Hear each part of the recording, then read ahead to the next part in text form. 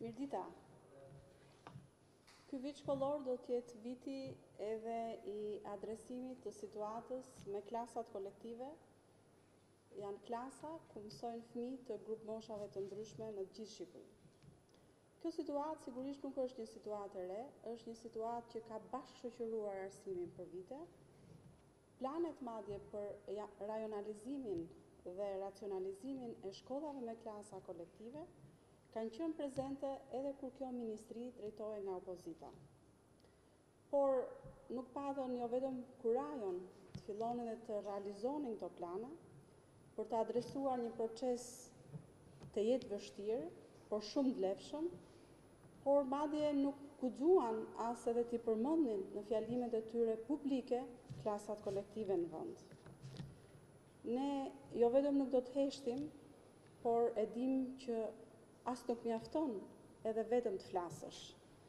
Ndaj unë sot jam këtu jo thjesht për përgjigjen e radhës ndaj atyre që zgjidhin vetë në drejtën e tyre se si bëjnë opozit, duke quajtur çdo reformë në arsim si skandalin e radhës që i bën aq shumë përqare për qeshur.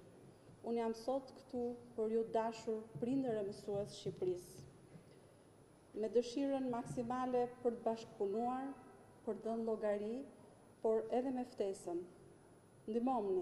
Ndihmomni siç keni bërë në gjithë këto vite dhe për cilën unë jam shumë mirënjohëse. Ta fitojmë këtë betejë. Është beteja për 33.000 nxënës që mësojnë në klasat kolektive. Është shumë e vështirë, e di, por ne do ta fitojmë, sepse ajo fitohet së pari me zemër, fitohet me vullnet, fitohet me planifikim, fitohet me transportin e nxënësve, fitohet me mbështetjen që do t'u japim të gjithë mësuesve që punojnë në këto shkolla. Ne nuk kemi synim mbylljen e shkollave, siç përpiqen ta thonë, por një arsimim më të mirë të 33.000 nxënësve që sot studiojnë në klasa kolektive. Janë klasa në shkolla edhe me 3 nxënës, edhe me 5 nxënës, edhe me 10 nxënës apo më shumë. Ndërhyrja jonë ka filluar që vitin që sapo mbyllëm shkollor, pra gjatë vitit shkollor 2017-2018. Së pari duke testuar të gjithë nxënësit në klasat kolektive në vend për aftësitë e tyre në shkrimin dhe leximin e gjuhës shqipe. Nxorëm nevojat më emergjente, hartuam një plan ndërhyrje për nxjerrjen nga situata e vështirë të rreth 7.000 nxënësve, pasi trajnuam mësuesit e tyre. Ky ishte hapi i parë emergjent për cilësinë e të cilës ne do të bëjmë matjen e dytë në fillimin e këtij viti shkollor të progresit të nxënësve. Paralelisht me këtë, hapi i dytë që ndërmorëm ishte një studim rrënjësor i gjithë sistemit të klasave kolektive në vend anë mban Shqipërisë. Kemi parë dhe fotografuar secilën klasë. Kemi matur largësinë nga shtëpitë e nxënësve dhe shkollat e tjera më të afërta. Kemi parë kushtet e punës së mësuesve në këto klasa, por edhe të nxënësve. Kemi dërguar ekipe që kanë përshkruar me këmbë rrugët që do të përshkojnë vetë nxënësit. Kjo punë tetëmujore ka mundësuar identifikimin e klasave që mund të transferohen në shkollat e tjera duke mbuluar me transport lëvizjen e nxënësve dhe mundësuar për këto nxënës mësimin kushte normale, jo më në klasa kolektive. Kemi bërë planin e veprimit për të realizuar këtë transferim.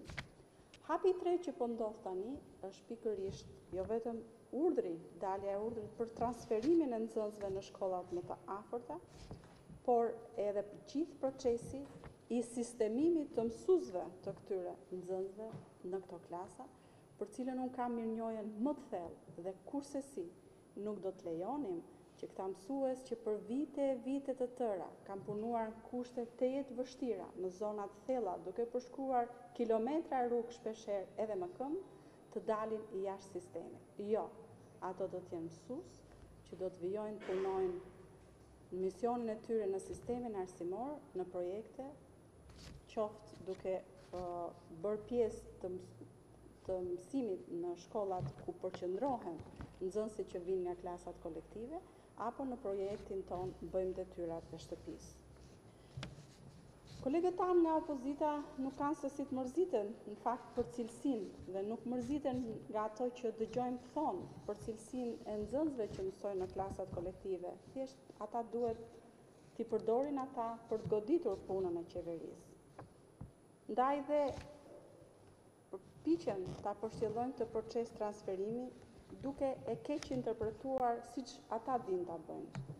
Por ju dashur prindër, ju dashur koleg, kërkoni tjetër gjë. Kërkoni mirë arsimimin e fëmijëve në çdo cep të Shqipërisë ku ata mësojnë, në çdo shkollë të largët të një fshati të thellë të Shqipërisë. Ky nuk është një fenomen shqiptar. Klasa kolektive ka edhe në vende të tjera, por atje kur mbyllen klasat kolektive është sukses dhe nuk akuzohet kush se po mbyll klasa kolektive. Këtu ndodh krejt e kundërta. Ani, e gjithë vëmendja jonë është tek ju dashur 33.000 nxënës, tek ju kolegë të cilët punonin kushte të vështira me ta 33.000 nxënës.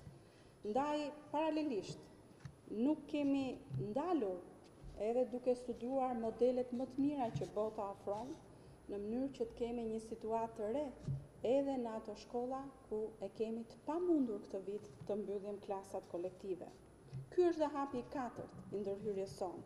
Kemi mbledh udhëzues, kemi përpunuar duke përkthyer e përshtatur doracak, kemi hartuar modelet orave mësimore në mënyrë që të lehtësojmë punën e mësuesve që do të vijojnë të ushtrojnë misionin e tyre në klasat kolektive që do të vijojnë këtë vit shkollor për cilat ne e kemi të pamundur transferimin apo mbylljen e tyre.